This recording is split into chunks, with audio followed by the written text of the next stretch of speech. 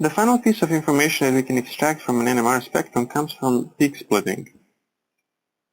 This is the most complex, admittedly, but also the most useful facet of NMR spectroscopy because it allows us to very quickly establish a relationship between the proton that we're studying and its neighbors.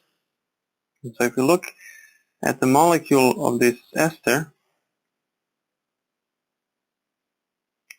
as expected, we will see 3 peaks in its NMR spectrum. And they will be in the ratios of 3 to 2 to 3 as we previously established by integration. But while one of them will be a singlet, the peak that corresponds to 2 protons will be a quartet, will be split into 4 peaks, and the peak that corresponds to another 3 protons will be a triplet. So the question is, what causes this splitting, and why are they split into 2 different shapes, triplet and quartet? To analyze where the splitting comes from, we should perhaps look at a little simpler example, which gives us a somewhat simpler splitting pattern. And this would be this dibromochloroethane. And if you look here, we'll see that we have 2 types of protons. We'll label this one HA and these 2 HB because they're chemically equivalent. Upon taking the spectrum, we'll see that the HA is split into a triplet itself, and that the HB protons are split into a doublet. Now, if we see that the HB protons are split into a doublet, which is the simplest possible splitting pattern, that means that not all of the HB protons flip their alpha to beta spins at the same frequency. There are 2 different frequencies. And the question is where these different frequencies come from. As we mentioned already, the magnetic field experienced by a given proton comes from the external magnetic field, but also from a shielding effect of the corresponding protons. And these shielding effects are a combination of local factors, the presence of electronegative atoms, the presence of double and triple bonds, as well as the presence of neighbors. And in our case, these protons HB have only one neighbor, HA. This proton HA could be in either alpha or beta orientation. Now, alpha and beta orientations of this proton have different energies, and it is therefore expected that they will exert different influence over the shielding experienced by the HB protons. A simplistic analogy would be, again, thinking about protons as little magnets. So if we have alpha proton, HA proton in its alpha orientation, it could be an attractive magnet, otherwise it would be a magnet that repels. And so in other words, this would lead to 2 different energies, and this is what causes splitting of its neighbor into this. And so the important point is that these protons HB, they are all split by their neighbors, not by each other. Okay? And so one peak here would come from B0 minus BHA in alpha position, and the other one would be in B0 BHA in beta position. And which one is which is completely arbitrary. So to sum this up, presence of neighbors means that these neighbors will be with about 50-50% chance in either alpha or beta orientations. These alpha or beta orientations will influence the proton we're looking at differently and will cause its corresponding peak to split into 2 peaks. Okay? I said 2 peaks. Well, the doublet is always the simplest kind of splitting, and so this will be 1-to-1 doublet. But we'll also see often triplets, which in a ratio 1-to-2-to-1, as well as quartets, which are also very commonly seen feature, which is 1-to-3-to-1. Before we move on to explain why the doublets, triplets, and quartets appearing the way they are, we need to state 2 general points. The first one is that the splitting is always mutual. And we've already seen that in our example. The HA is also split into a triplet. We'll see in a minute why is it a triplet and why the triplet has that specific shape. But the point is has made that the splitting is always mutual. And the other one is that the equivalent protons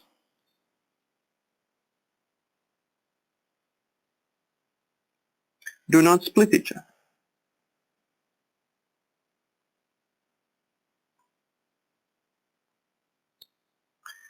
This is actually quite helpful because if equivalent protons were splitting each other, then each proton would be split into this very complex number of peaks, which would then cause a lot of problems in our interpretation because there would be just too much information that we would have a hard time delineating. Okay? But let's see now what causes the triplet to become a triplet. Well, if we have one nucleus, then we can have either alpha or beta. So there are two states, and this is a doublet.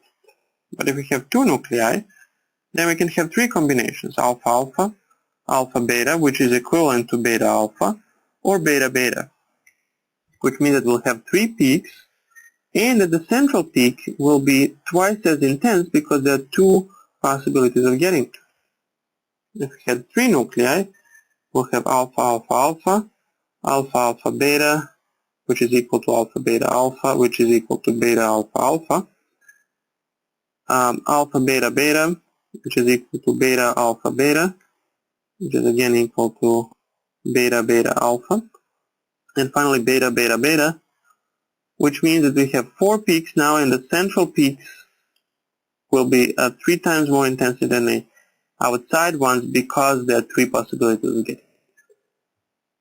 What is emerging out of this is that if we have one neighbor, we'll have two peaks.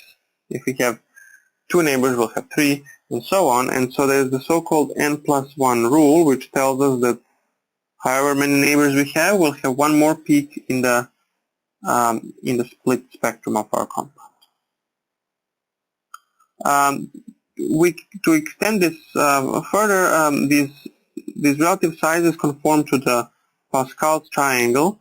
So the Pascal triangle is constructed by taking a sum of the two numbers immediately above the place where we want to put in a number, and then we add this number. So this will be 1 plus 2, 3, 3, 1, 1, 4, 6, 4, 1 would be ratio for the quintet. 1, 5, 10, 10, 5, 1, and so on for sextet and so forth. Okay? Now, to go back to our example now, of which we started off, this will be a singlet because it has no immediate neighbors. This tells us also that if there are no immediate neighbors,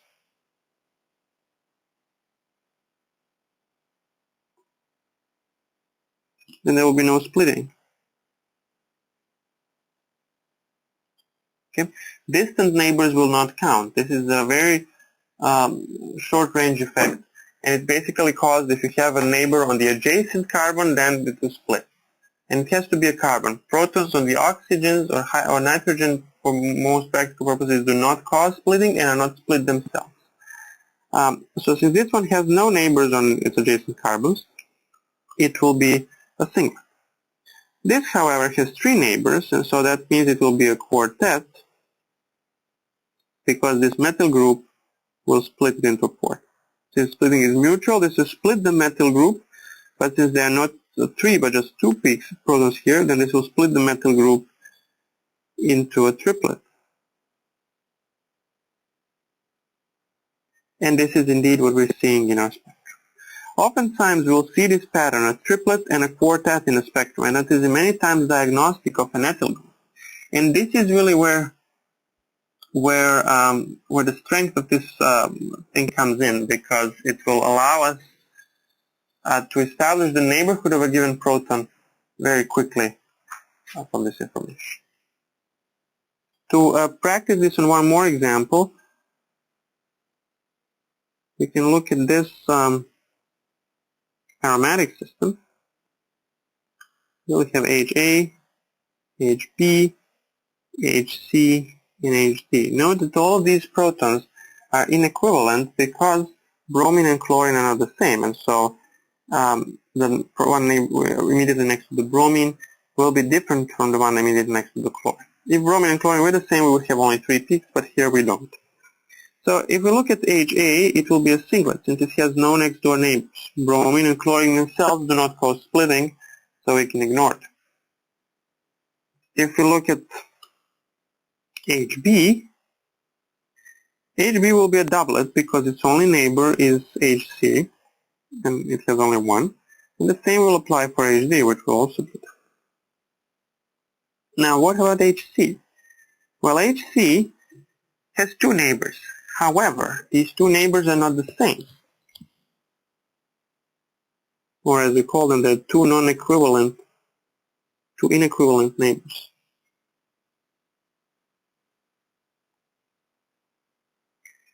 So it will be a little bit of simplification to assume that they will both behave equally in the same fashion, and indeed they don't. But this is not a big problem. What we do now is we take the signal for HC, which used to be a singlet, and then we expose it first to HB, which splits it into a doublet. This happens under the influence of HB. And now the HD will act on that same doublet and split it again. So each one of these 2 lines will be split into 2 more lines. And so what we'll get is 4 peaks. And while this might look like a quartet, it's not, because the ratio of these 4 peaks are 1 to 1 to 1 to 1. And indeed, since we know how this came about, this is not called a quartet, but instead a double doublet. Since we had first one proton which split into a doublet, and the next one which split into a double doublet. Okay. To quantify this a little bit more, a concept of coupling constant, which has been introduced, and this is this coupling constant J. And in other words, if we have 2 inequivalent neighbors, then the 2 splittings will occur with 2 different coupling constants, giving us rise to this. Coupling constant, by the way, is something which can give you much more information about the spectra. We will not analyze them, but one thing that is quite indicative is that if we have a doublet which is split by something, and then a triplet which is called by the mutual splitting, then these 2 coupling constants, J here and J here, will be the same. And then that's how we can identify whether one splitting is splitting another and vice versa or not, whether the splitting is a little bit more complex. To sum this up, splitting should be taken very seriously because it is a relatively hard concept. It's caused by the inequivalence of the magnetic orientation of neighboring protons, and depending on the number of those protons, we'll have a different number of variations, which will then give us a different number of splitting. The splitting itself is characterized by the coupling constant and the n+1 rule. And the main purpose of splitting is that it tells us what our neighbors are in a given compound. Now, in the next subtopic, we will look at a simple example of an NMR spectrum of an unknown compound, and in combination with IR and mass spectrometry, we will determine the structure of the compound.